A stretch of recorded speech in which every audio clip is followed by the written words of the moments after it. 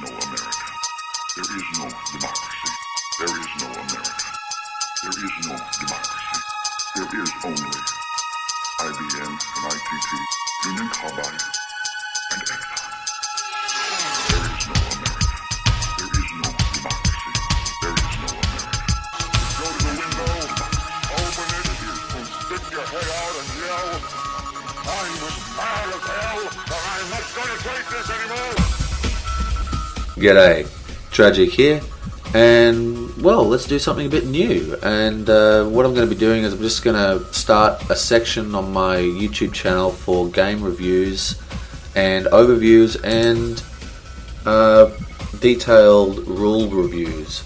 So this is my first attempt, so give us a break.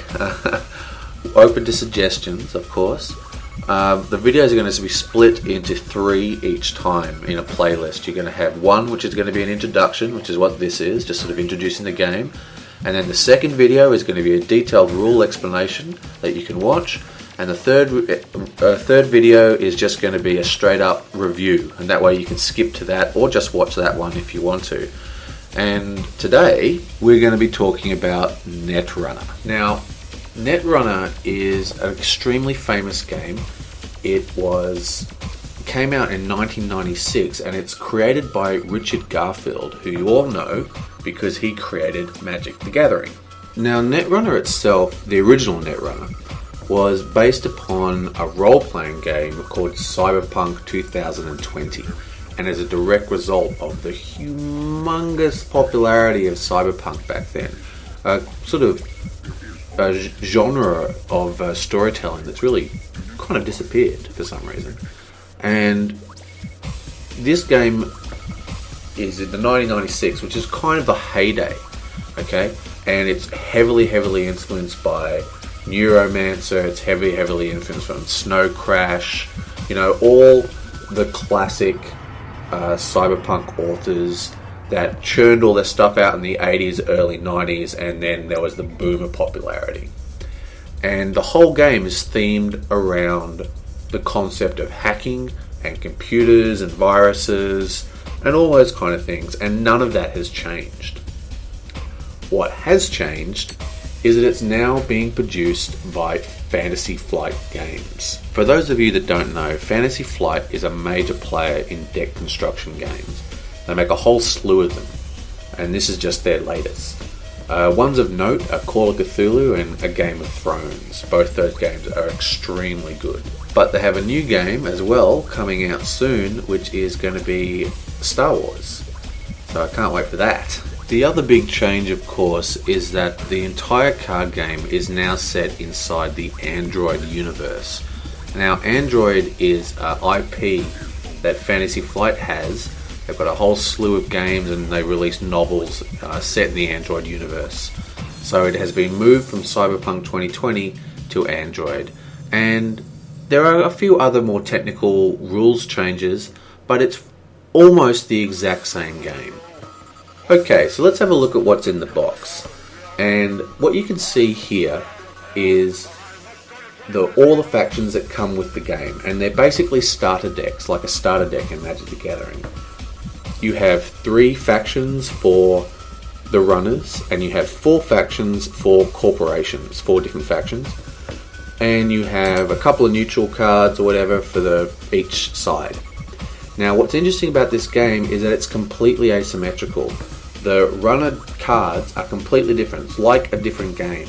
Different keywords, different rules, different way they win the game, and the corporation is different to the runners. So they're completely asymmetrical, and these decks do not mix in any way.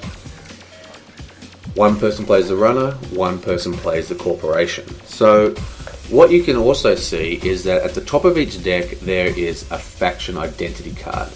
And these are sort of like heroes, I guess. They describe what kind of deck you're using, and they're faction based. Now, this one, for example, is the Wayland card, which is a bit like that guy from Aliens. And this is a corporation that you can play.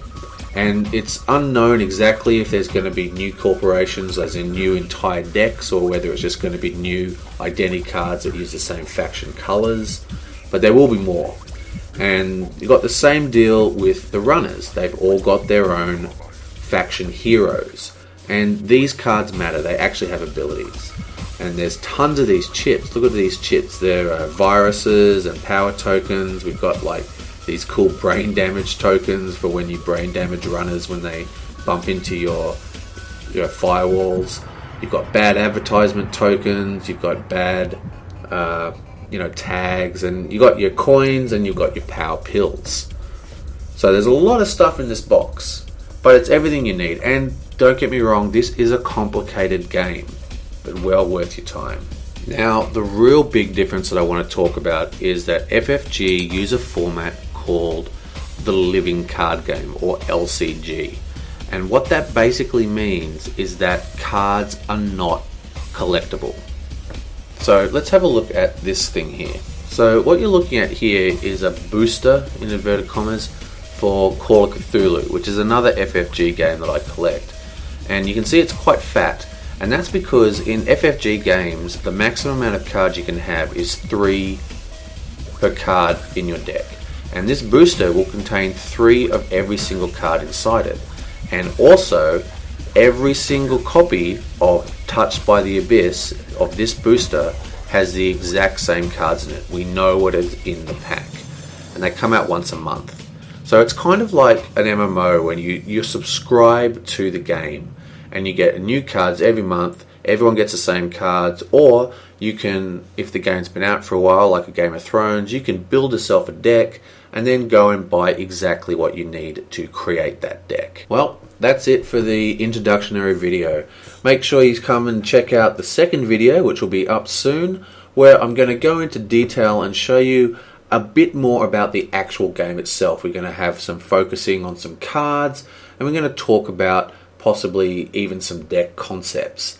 Now, that will be a lot more interesting to the more technical people, and I'm a deck builder at heart, so that is really what I love about this game is the deck building. So I will leave you here, and I will see you in the next video, where I will finish up my introduction and go through the corporations and go through the runners and show you how the game works. Anyway, I'll see you next time.